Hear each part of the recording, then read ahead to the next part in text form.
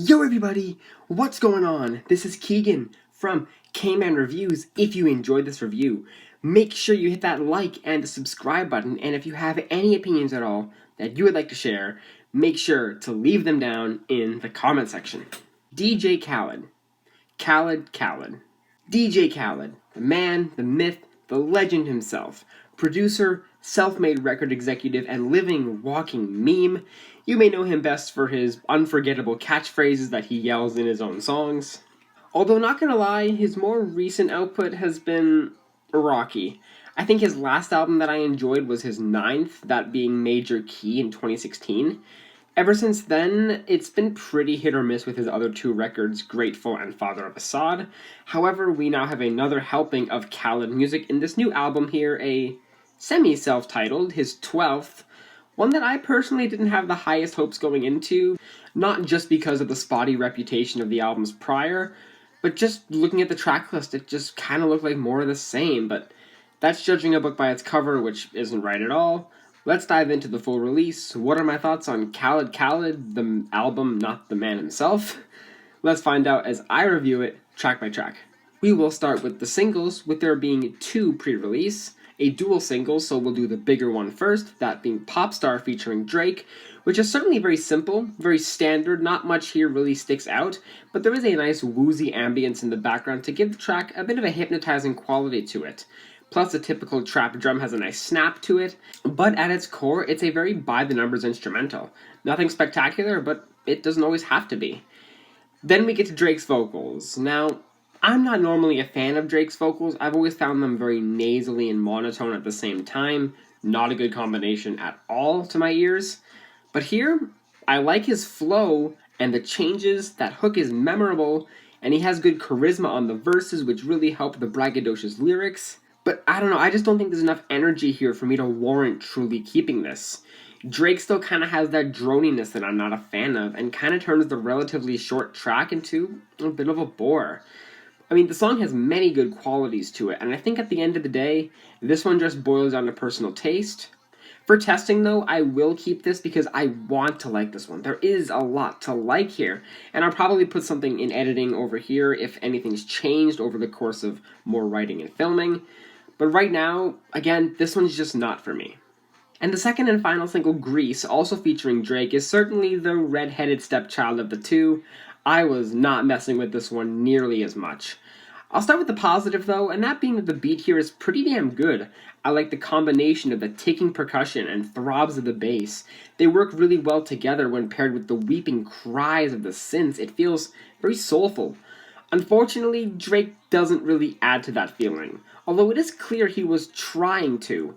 He gets into some very deep singing on this song that really emphasizes he's trying to put on his best Weeknd impression, but Drake certainly isn't the Weeknd, and he just cannot pull it off in my opinion. What really cuts the track short though is kind of how flatlined it all is. There's no change-up, there's no rapping verse to differentiate the vocals in any way.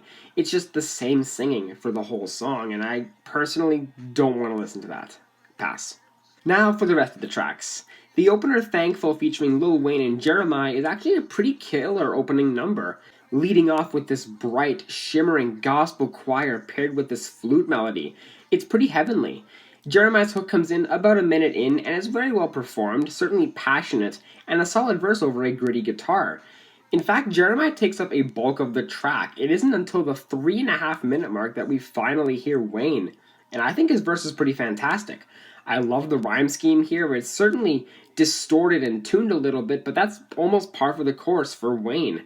Even at its seemingly crushing 5.5 minute runtime, it's quite the captivating opener, and a good song to boot.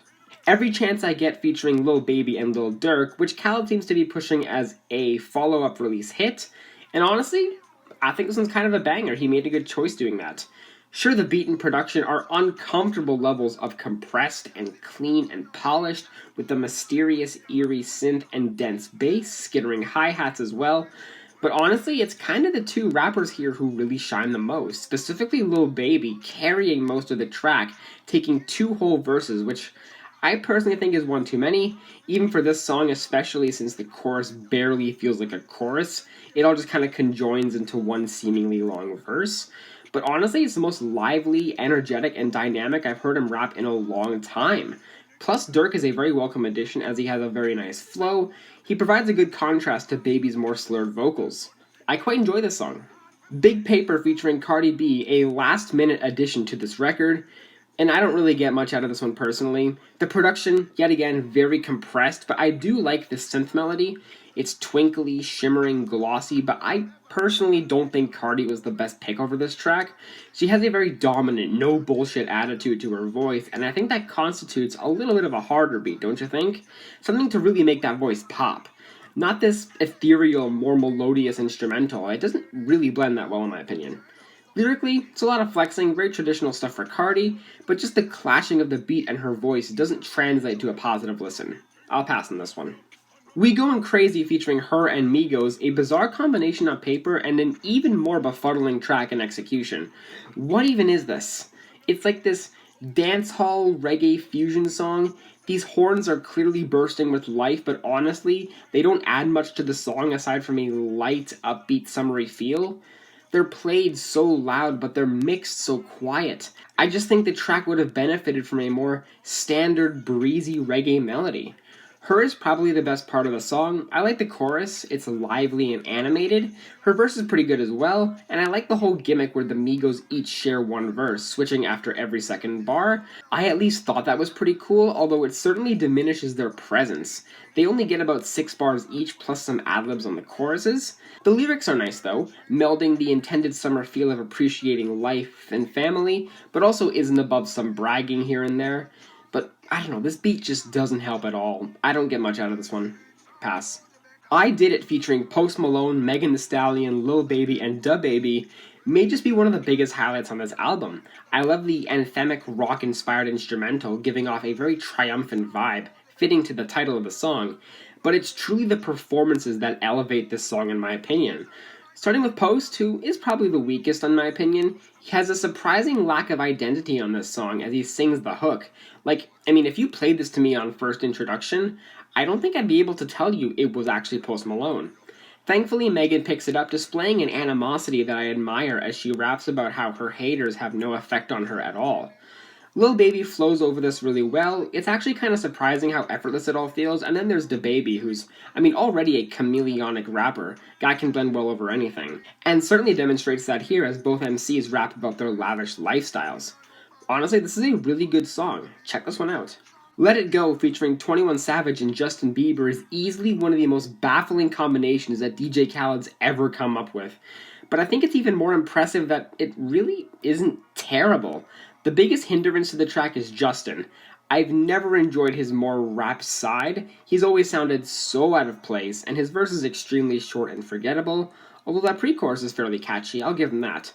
21 steals the show, no doubt. He's got a great flow, the delivery is entertaining, although the beat doesn't match him at all, with the dense yet bubbly synths and the ripped, distorted bass. The song as a whole is kind of lacking a sheen that would really support both artists. Personally, while I did say it wasn't terrible, that doesn't mean it's all that good either. Pass. Body in Motion featuring Bryson Tiller, Lil Baby, and Roddy Ricch picks things back up after that little drop.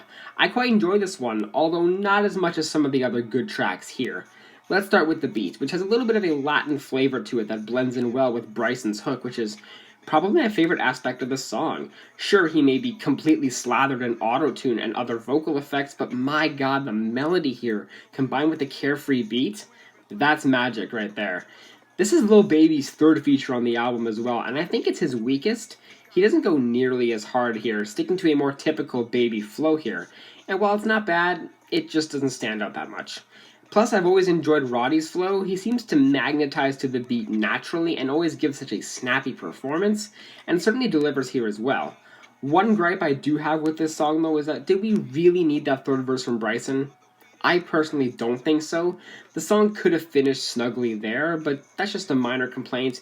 The good still outweigh the bad here. I like this one. This Is My Year featuring A Boogie with the Hoodie, Big Sean, Rick Ross, and Puff Daddy is an alright song, but it's not something I'm too eager to return to.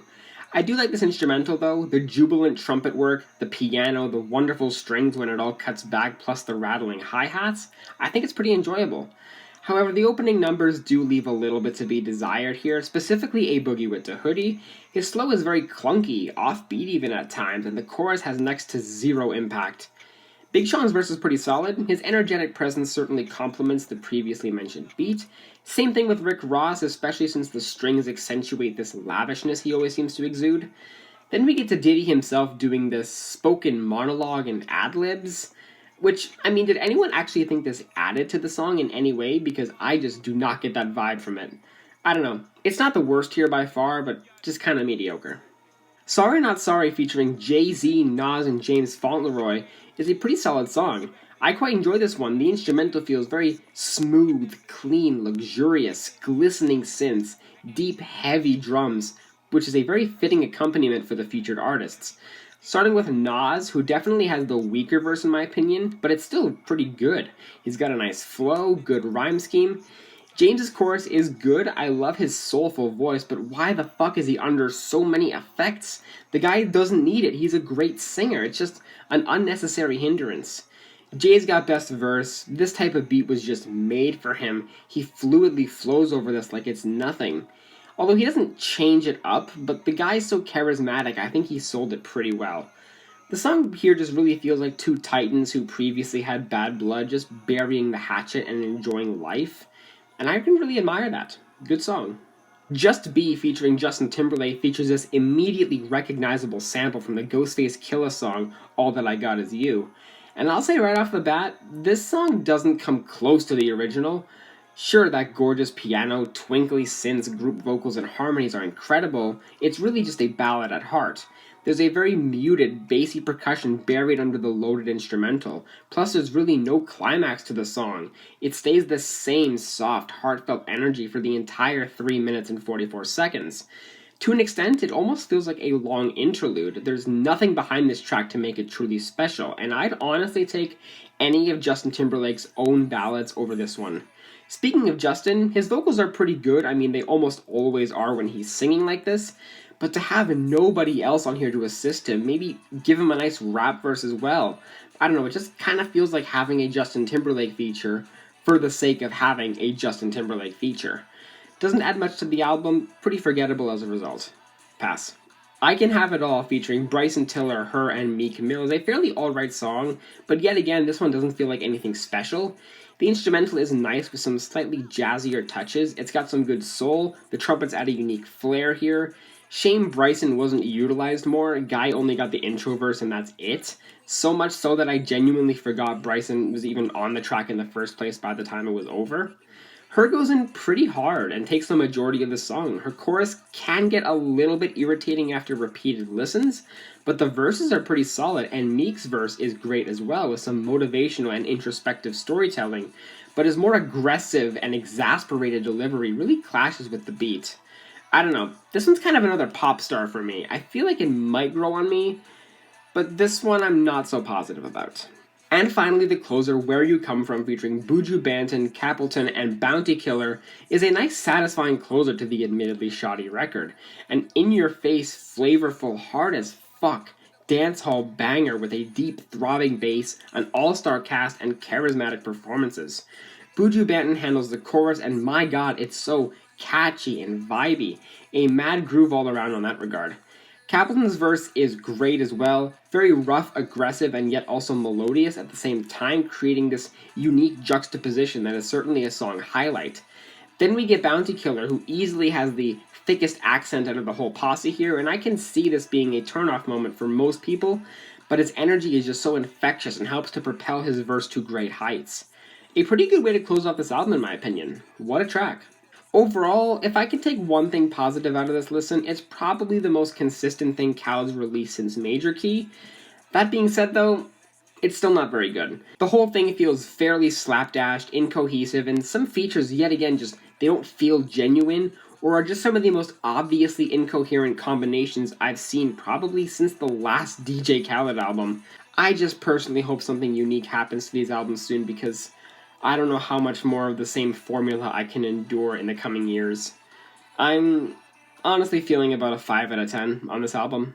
Well guys, hope you enjoyed that review. Thank you all so much for watching, and I will see you in the next one. Peace.